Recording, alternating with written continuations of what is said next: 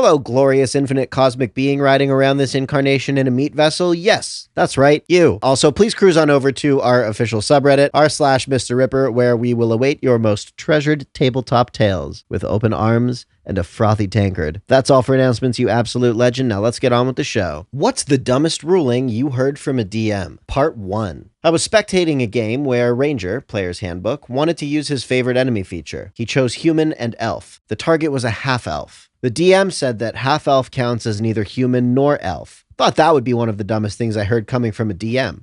Shouldn't it count as both? His argument was, half-elves don't have trance, therefore they are not elf. I mean, come on, that's a player mechanic. What's next? That half-orc are not considered orcs just because they don't have aggressive? I also wouldn't expect a ranger to pick hybrid races as their favorite enemy, considering how hard it is to predict whether they will even appear in the campaign. Rangers are already underpowered as they are. Why nerf them further? Yeah, you know what? That guy's a dick. Just let your player have his moment. Come on. Don't be that person. Nobody likes that person.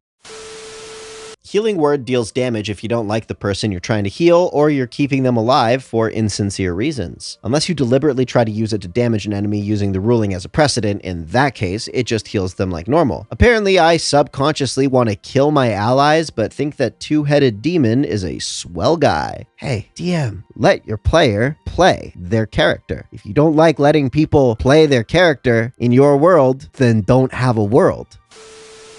I once played with a DM who insisted ranged attacks with longbows and throwing daggers were strength-based attacks and used performance for not tying. That was very strange. I'm glad that it was only once, because I would not play with that DM again, because that is some serious player hating. Get it? Player hating? That's what we're calling this for the rest of the video. Let's go, babes. My character was doing trick shots in a circus to make money. One of the tricks involved having a living person standing in front of the target and to fire arrows into the target around them, thus creating tension for the crowd. The DM warned me with an evil grin that if I missed, I would hit my assistant instead of the target. Tough, but fair. On my second shot, I rolled a nat 20. Me. Yes!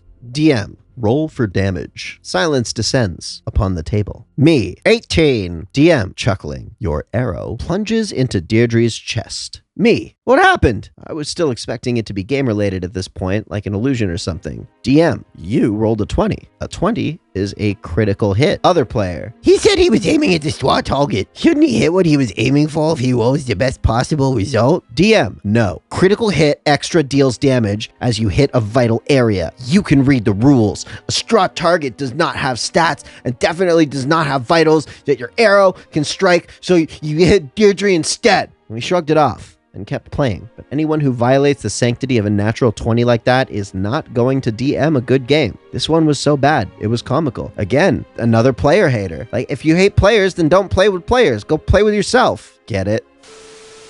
My DM said my bard couldn't have his magical secrets without having to specifically find someone to train him and pay for it. I think Counterspell would have cost 5,000 gold pieces. Yo, get a new DM. All of these DMs so far are just hot trash. How are you gonna play Dungeons and Dragons if you don't want to have fun with people? Like, come on, dude. Have a fucking good time. Don't be a prick. This video is putting me in like a bad mood, but like it's putting me in a good mood for punching.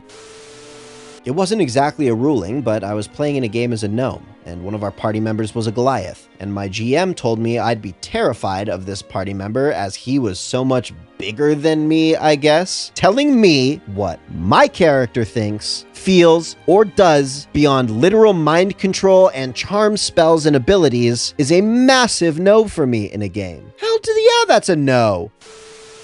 An enemy wizard was 90 feet away from my paladin. My paladin moved 30 feet and cast Command Approach. The wizard moved 54 feet on his turn, avoiding the part about ending a turn, then cast Shatter as a third-level spell on my pally and the rest of our group, knocking us out. The wizard has a movement of 27 feet because he is old. Puh.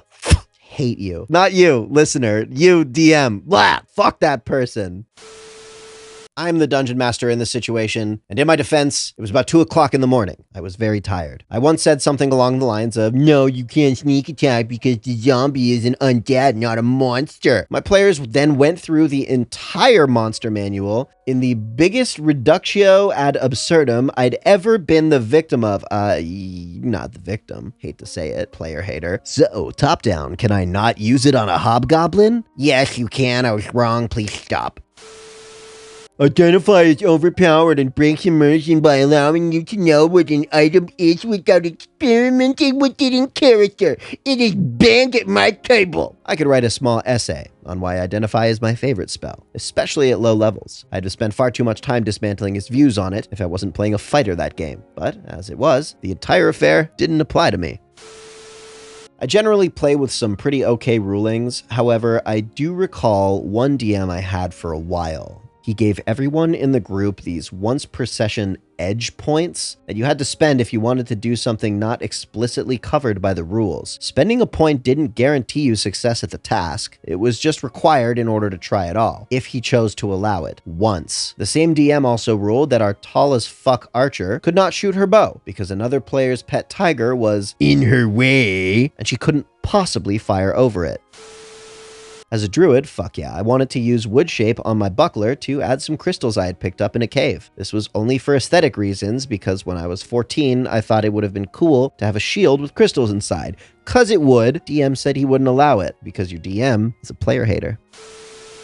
In order to use a spell that requires an enemy to make a saving throw, you must first roll an attack roll. And then, only if you hit, does the enemy need to make a save. Oh! Whoa! No! Not ever! It's one or the other. God, I want to just shake this person. I was dating the DM at the time, and while I wouldn't say it actively damaged our relationship, there was definitely a bit of salt there. Yo!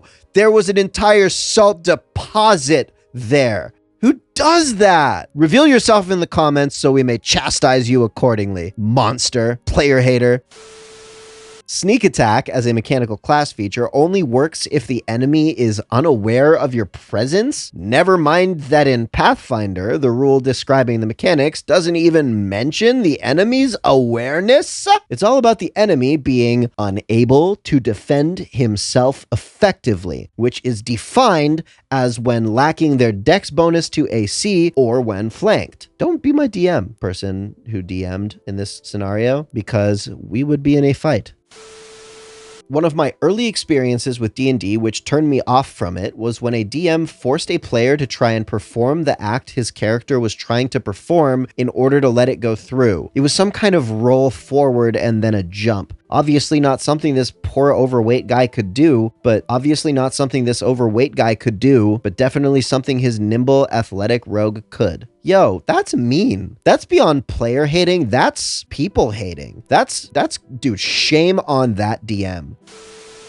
I'm currently playing 2 campaigns with the same DM, and in both cases he rules the following: that to heal someone who is unconscious, you first have to stabilize them or they only receive 1 hit point, no matter how strong the spell is or how much the spell would heal. Just let that sink in for a second. How angry are you? It gets worse. Another catch about this DM's rulings is that if you go unconscious during a fight, you're out for the rest of the fight, with the exception of a nat 20 on a death save, which is pretty much the only rule as written this DM follows when it comes to coming out of unconsciousness. Anyway, the point of it all is that it's more logical to just let a player make their death saves for the 1 in 20 chance to get a nat 20 and let them continue fighting like that instead of just popping like a quick healing word onto them the moment they go down. Note, I have discussed this with the DM and I don't fully remember his reasoning behind it because it's bullshit, but if I recall correctly, it had something to do with not forcing a player to be a heal bot that he and the other players who were in the discussion read it in the books, while the above 2 rules are, as far as I know, in none of the books. Anyway, right now, I'm just waiting on the right moment to prove my point to the DM, since he and the other players also don't tend to just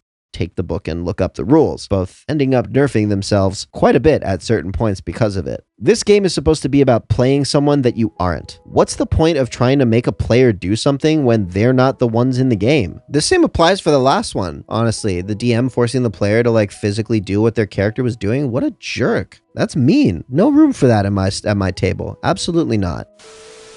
I'd like to take humanoids that are 42% elf, 7% halfling, 19% human, 30% drow, and 2% tiefling as my favorite enemy, please. Because the javelin was thrown by a giant, even though it's normal size, your monk can't try to catch it. He was a terrible DM though. Yeah, no kidding.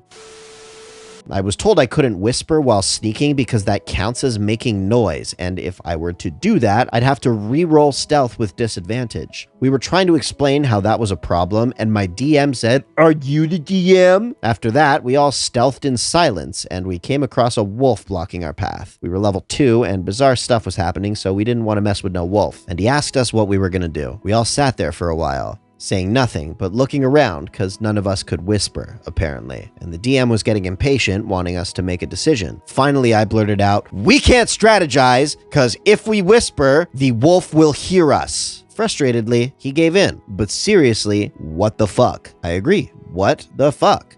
Man, these are sickening. And shame on you, Rip Daddy, for making me read about all of these shitheads, because that's what they are. Player haters, the lot of them. But I love you, Rip Daddy. But like, god damn, these... No! Oh, it just makes me mad. Anyways, end rant. Hello, you absolute sexual dynamo. Thank you for suctioning your glistening spirit tentacles onto the cosmic resonant frequency of this video, and for spirit tentacling it to the very end. If you're new here, please say hello in the comments. If this is all old hat by now, congratulations, you're the welcoming committee now. So please do the thing and usher in our new friends. Please check out our Discord server if you feel like immediately shutting off the notifications on a Discord server or want to say hi to me sometime. And please join our official subreddit, as we are trying to make that into the kind of central hub for all the stories we share on this channel. Thanks again for watching, my boo. I love you. Please sub for Nat 20s, and we'll see you in a couple days.